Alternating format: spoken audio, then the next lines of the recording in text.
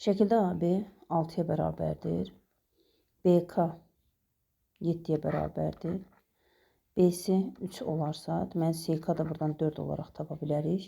ASK üçbucağının sahəsi bizdən tələb olunur. Hər hansı bir üçbucağın sahəsini tapmaq üçün biz burada iki üsul tətbiq edə bilərik. Birincisi, üçbucağın sahəsini tapmaq üçün hündürlüyü, yəni A təpəsindən CK-ya çəkilən hündürlük elə AB qədərdir.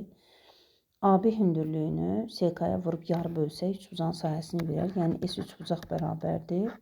AB vurulsun CK bölünsün 2.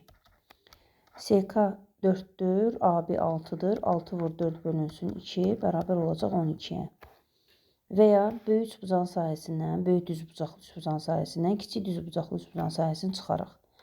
Yəni, əgər bu düsturu bilmirsinizsə, düzbucaqlı üçbucağın sahəsi katitlərin hasilinin yarısıdır. Yəni, 6 vurulsun 7 bölünsün 2 bizə verir 21.